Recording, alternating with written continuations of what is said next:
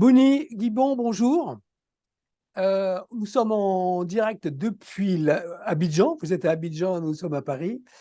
Et donc, vous êtes, vous, à la fois un anthropologue, vous enseignez à Bouaké, mais vous êtes aussi théologien, pasteur, et voilà, vous avez beaucoup de liens avec la France. Enfin, vous avez une fille qui étudie en France. Donc, vous êtes l'homme idoine un peu pour nous parler de ce qui se passe aujourd'hui. Ce qui se passe aujourd'hui, c'est tous ces putschs qui ont été mis en Afrique, donc au Niger, au Burkina, au Mali et maintenant au Gabon, et dont le thème principal est la France dégage. Alors évidemment, quand on est français, qu'on aime l'Afrique, on se dit mince, qu'est-ce qu'on a fait, quoi? Qu'est-ce qui se passe? Alors comment vous pouvez nous expliquer ça? Il y a des tas de raisons historiques et autres, hein. Mais là, on aurait aimé voilà, une parole un peu distanciée. Vous pouvez faire par rapport à cette situation. Comment vous comprenez cette situation qui a lieu aujourd'hui dans divers pays francophones d'Afrique? Euh, Quel est un peu le ressort de ça? Comment vous l'analysez?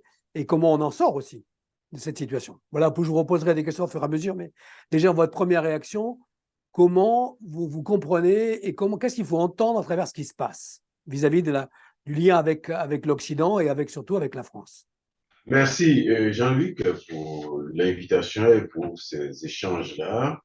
Oui, mais globalement, hein, je crois que les relations entre la France et l'Afrique, surtout l'Afrique subsaharienne, sont devenues très compliquées Ouais. ces dernières années.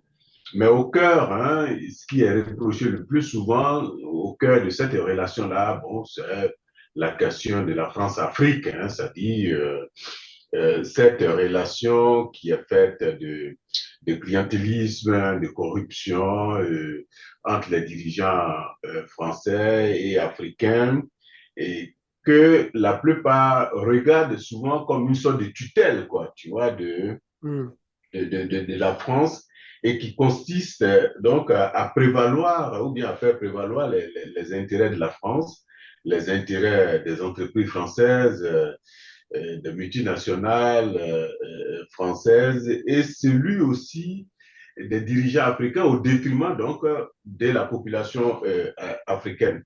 Et pendant longtemps, cette relation ambiguë, incestueuse, a fait l'objet donc de beaucoup de critiques, et surtout ces dernières années. Et la France qui, d'après tout ce qu'on observe, veut protéger ses intérêts, donc s'est présentée un peu comme je dirais, le gendarme donc, de l'Afrique Mm. et de ce pays-là. Mais ce qu'on n'a pas vraiment vu venir, ou bien qu'on a vu venir, mais auquel on n'a pas prêté beaucoup d'attention, c'est que il y a une évolution donc, de la situation, parce que ceux qui adulaient donc, ces relations-là, donc France à Afrique, Mhm. ils sont ces personnes, entre guillemets, ces vieux-là, sont en train de disparaître. Donc, il y a une nouvelle génération qui a fait des études en Europe, qui s'y connaît très bien et qui s'installe de plus en plus en Afrique, et qui a du mal à considérer qu'il y a toujours des bases militaires en Afrique, il y a toujours la question économique, le franc CFA, donc, qui est là et qui n'est toujours pas réglé, et qu'il y a des bases militaires qui sont toujours là comme si on ne pouvait pas prendre en charge nous-mêmes ou bien notre destin. Donc, c'est autour de ces frustrations, ces strates de frustration, je crois, que se trouve vraiment le problème. Et du coup, il y a tout un mélange qui est fait dès qu'il y a une crise. Bon, ça, je reviendrai ça plus tard. On attribue tout. On trouve un bouc émissaire. Que Oui, c'est ça, la France, c'est le bouc émissaire total, idéal. Parce qu'aujourd'hui, les gens qui font de la prédation en Afrique, ils sont autant chinois que russes et autres. C'est pas forcément les Français. Les Français, c'est une espèce de bouc émissaire, non? Est-ce qu'on peut oui, dire ça? oui, bouc émissaire, mais pas totalement. On peut pas. La France est aussi responsable donc Bien sûr, dans le de la passé. Mais situation. aujourd'hui, ce que. Parce que Oui. là, le problème, c'est que la France ne peut pas continuer à gérer ces pays africains, à maintenir cette relation que j'ai décrite tout à l'heure. Ouais. Aujourd'hui, c'est pas possible. Ça évolue. Et avec les mentalités, et du coup, dès qu'il y a une crise, bon, on dit, on chasse la France, on ne veut pas de la France, Mm, on, mm, mm. on manifeste. Mais en fait, pour moi, c'est vrai, il y a un déclin de l'influence française sur le continent, et notamment dans la plupart des pays qu'on a vus au Mali, au Burkina, et en Centrafrique, Ouais. au Niger, tout récemment, donc, qui arrivent. Vous avez des jeunes qui sont des militaires, donc, qui arrivent au pouvoir. Vous avez des grandes manifestations, donc, qui sont organisées et qui donnent l'impression d'un sentiment anti-français. Moi, je ne dirais pas vraiment plutôt sentiment anti-français, mais je dirais plutôt il y a un ressentiment à l'égard de la France et de ces relations-là. Et je crois qu'il faut bien qu'on fasse la différence. Il y a ce sentiment que les gens nourrissent à l'égard des dirigeants, c'est-à-dire de la politique, donc de la France en Afrique, mais globalement, on ne peut pas dire que les Africains n'aiment pas la France, puisque les enfants, ils font des études. Moi, j'ai mes enfants qui font des études, j'y vais régulièrement. Moi, je n'ai rien donc contre la France, mais c'est plutôt cette politique-là qui n'est pas clair, qui est souvent très ambigu, qui pose vraiment beaucoup de problèmes. Par exemple, au niveau des coups d'État, lorsque vous les prenez, la France a un doux discours, c'est ce que les gens ont l'impression le plus souvent, c'est-à-dire la France donne des leçons de démocratie, en même temps qu'on ne veut pas de cette relation, qu'on veut vraiment qu'il y ait une bonne démocratie donc, en Afrique. Mais en même temps, lorsque on a des coups d'État, la France juge ça différemment d'un pays à un autre. Et ça donne l'impression que la France n'est pas claire. Parce que C'est deux poids, deux mesures. Ouais, deux ouais, poids, c'est deux ça. mesures. Comment on peut condamner un coup d'État au Niger avec beaucoup de rigueur, au Mali, souvent au Burkina, beaucoup Burkina, ouais. moins en Guinée, alors avec beaucoup de bienveillance.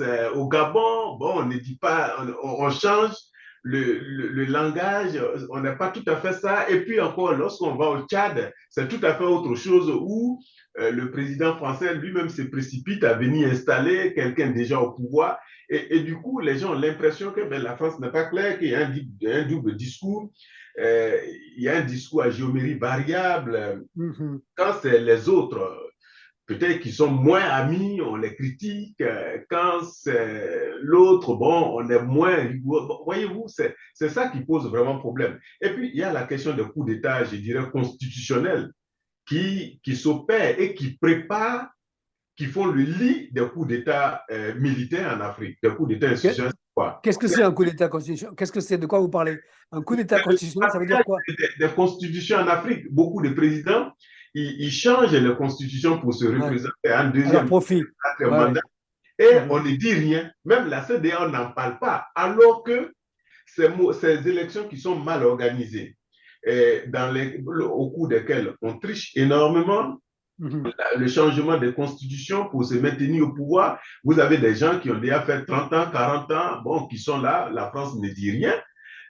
Et tout ça, ça pose vraiment problème. Et du coup, ça frustre certaines personnes ou bien même la jeune génération. Et on se dit, mais attends, on veut la démocratie. Mais celui-là, ça fait 40 ans, il est là, on ne lui dit rien.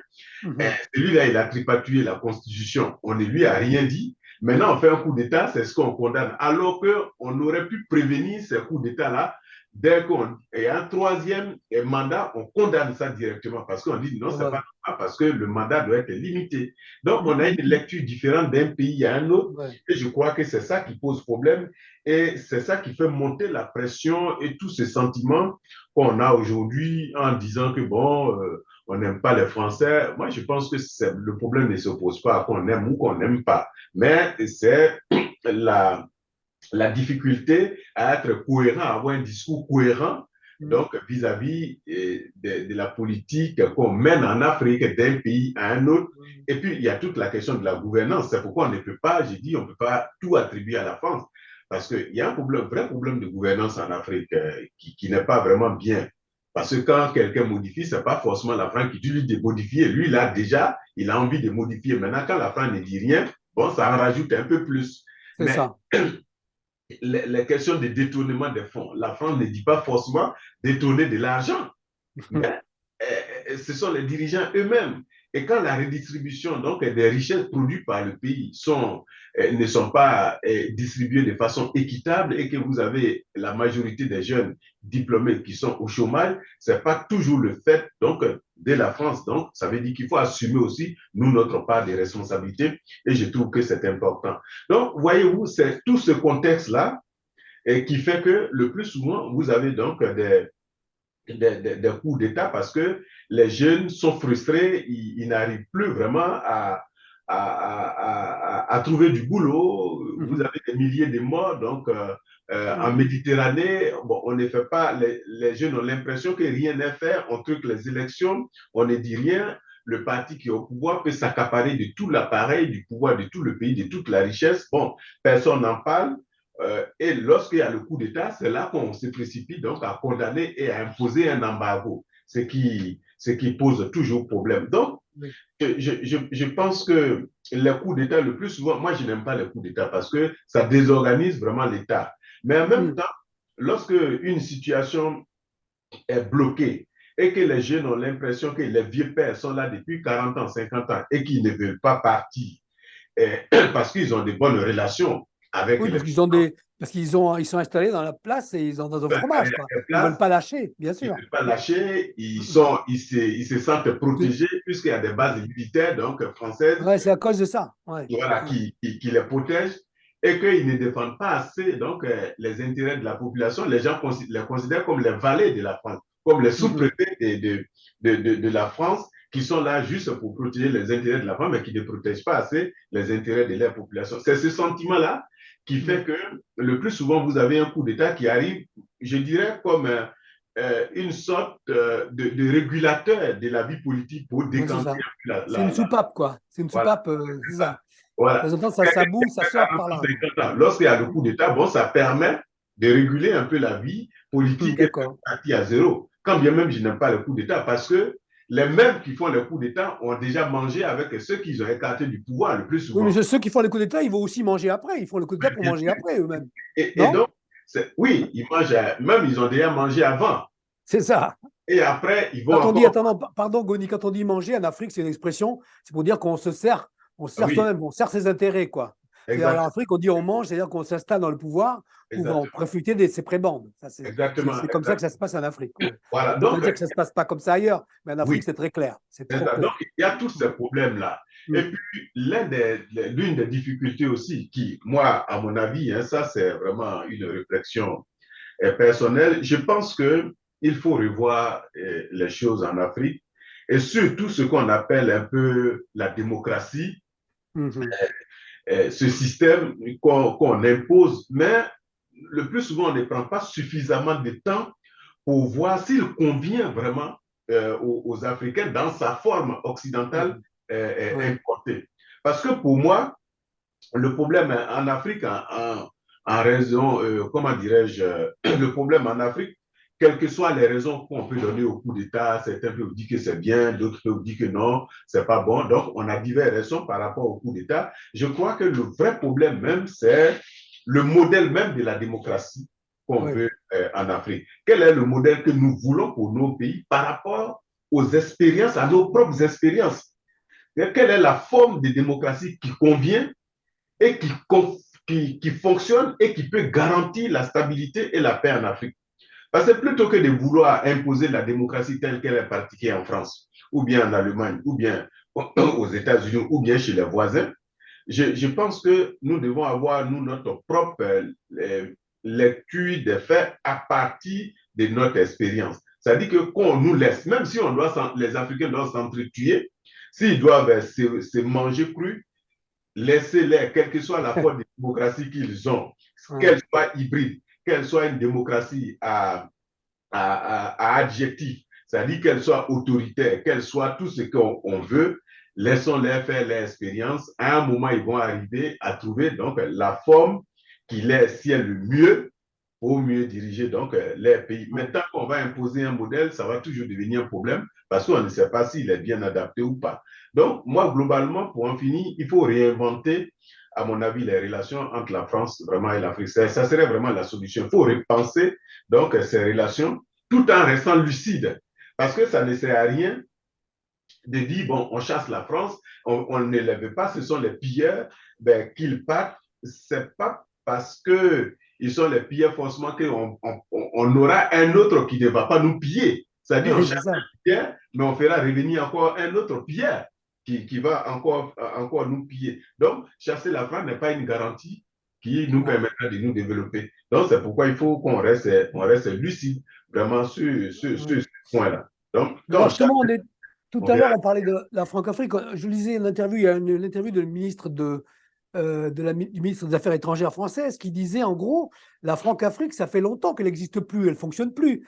Elle fonctionnait du temps du général de Gaulle où les chefs d'État prenaient directement leurs ordres à l'Élysée et puis l'argent circulait comme vous l'avez expliqué. Mais aujourd'hui, on est une espèce d'un peu d'entre-deux. Elle disait aussi, ou quelqu'un disait en France, que il y a quelques années, un coup d'État comme il y a eu au Niger n'aurait pas pu avoir lieu. Le président Bazoum, les militaires français seraient intervenus en une journée, ils auraient rétabli l'ordre, il aurait rétabli ce type-là sur sa place de président. Et aujourd'hui, la France ne veut pas s'en mêler. Et donc, on est justement, à l'époque, la Franc-Afrique, c'était vraiment la France qui disait, bon, toi, tu es pas bien, toi, tu es bien, etc. Ce qui est affreux, je ne dis pas que c'est bien. Mais aujourd'hui, on est vraiment dans un truc où on dit, on ne veut pas intervenir parce qu'on se dit, c'est mal, c'est pas comme ça qu'il faut faire, il faut laisser les Africains autonomes, comme vous disiez, mais en même temps, on en subit les conséquences. On est dans un entre-deux, c'est un peu ça l'idée. On n'a pas totalement lâché. Il y a effectivement des détachements militaires. Et en même temps, on n'est pas complètement présent, quoi. Donc, est-ce que ce désordre ne vient pas aussi de cet entre-deux qui est pas très clair, comme vous Oui, disiez cet tout à l'heure? là c'est ça, toute l'ambiguïté de la relation. Ça dit, Ouais. on est parti sans jamais, voilà, être parti. C'est ça le problème. La France-Afrique est toujours là, même si elle a perdu de l'influence, mais elle est toujours là. Parce que quand, après le Non, basculement du pouvoir oui. dans certains pays comme au Niger, et que vous avez le président lui-même français qui va, comme s'il partait installer le fils, donc voilà, du président de fin, vous ne pouvez pas dire que la France et l'Afrique n'existent pas. Non, Et mais ça, au niveau des affaires, ouais, mais ça, au niveau, c'est quand même différent. Il y a quand même une différence avec l'époque de De Gaulle, où il y avait. non, je suis d'accord que ça ne fonctionne pas comme, totalement comme hier, mais ça Ouais, existe. Parce que ces ouais. liens existent.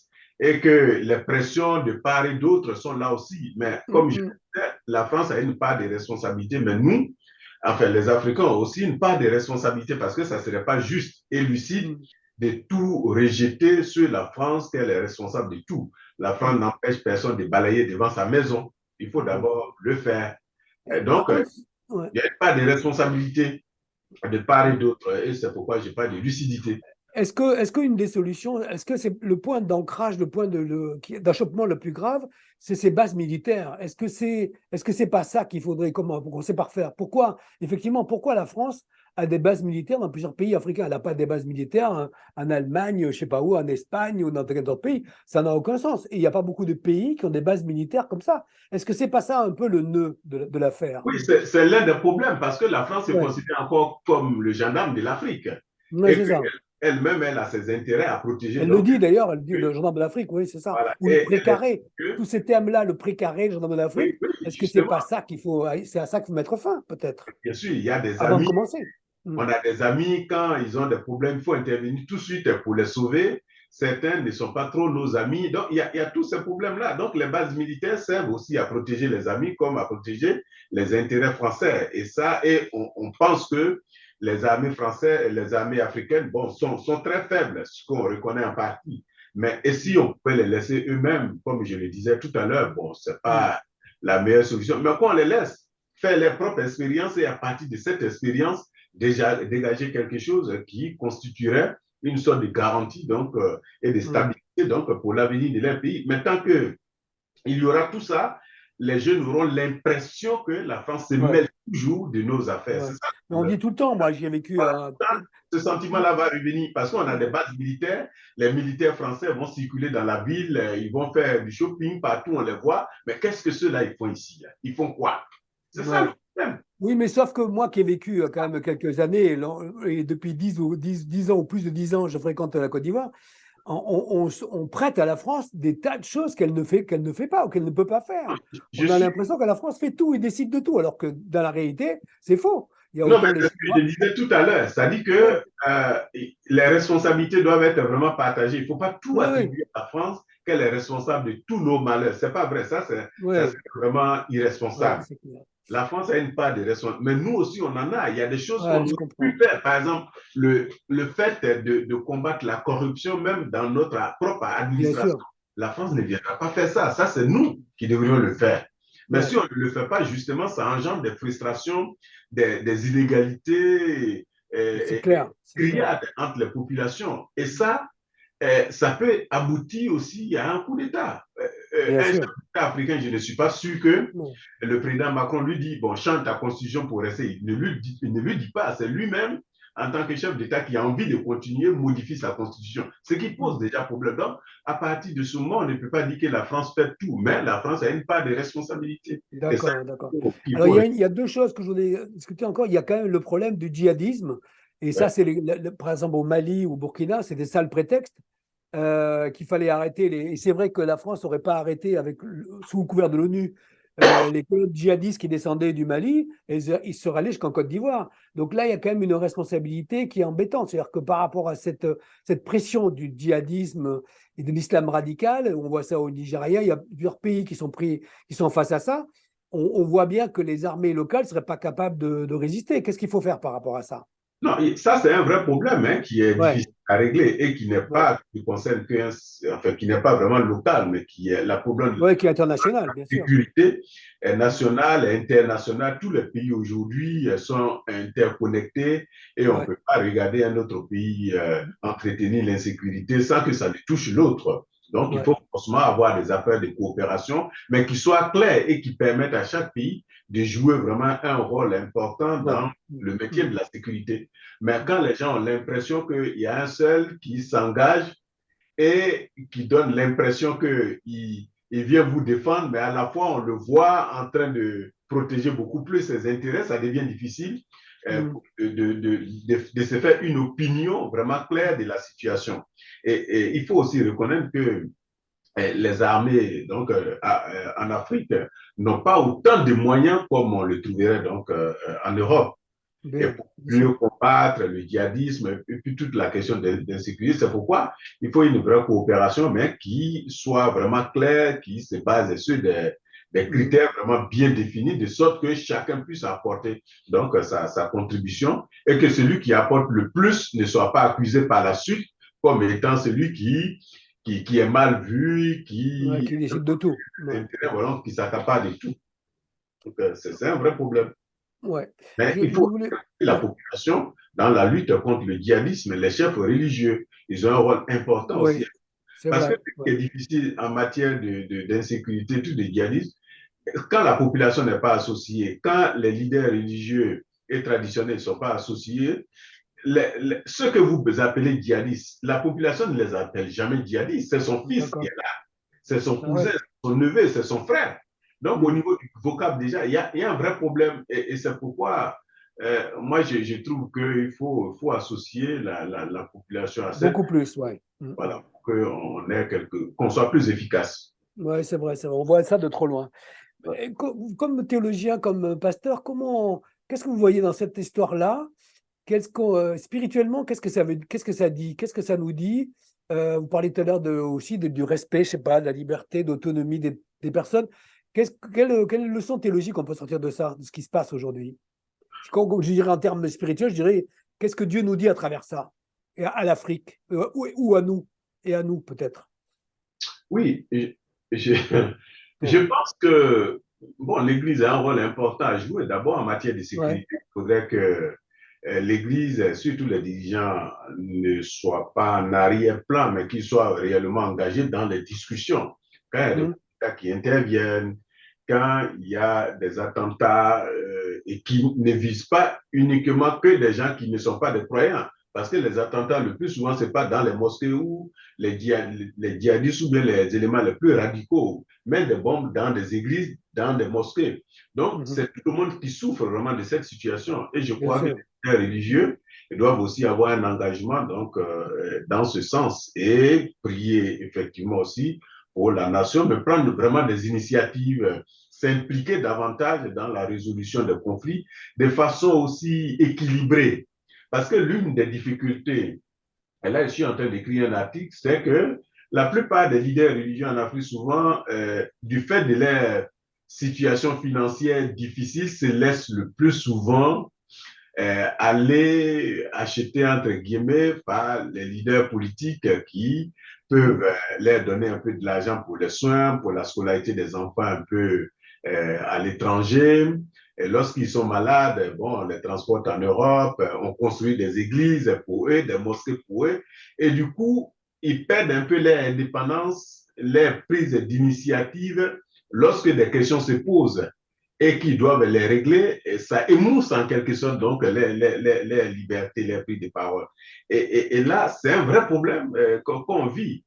Et du coup, on n'a pas un leader charismatique, indépendant vraiment, capable d'avoir une voix qui porte et crédible aux yeux de la population. Et du coup, la population, lorsque un leader religieux intervient, souvent on dit, oh, lui là, comme on l'a dit tout à l'heure, oh, il a déjà mangé Il a avec mangé. Ouais. c'est pourquoi il dit des choses. Les gens trouvent qu'il n'est pas cohérent, on trouve qu'il n'est pas équilibré dans ses jugements et qu'il est partisan.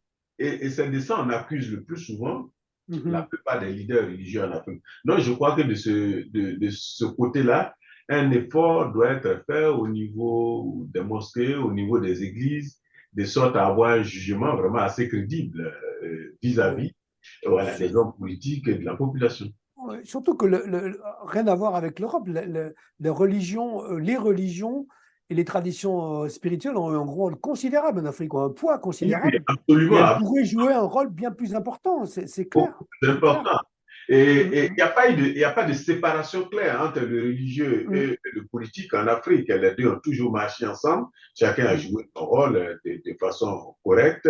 On ne peut pas écarter un leader politique, un leader religieux. Et ça, c'est pas possible dans la résolution des conflits. Parce qu'ils sont quand même perçus comme des gens assez crédibles encore. Lorsqu'un Bien leader sûr. appelle, vous avez énormément de populations qui se déplacent pour lui. On croit encore en lui qu'à un homme Ouais. politique.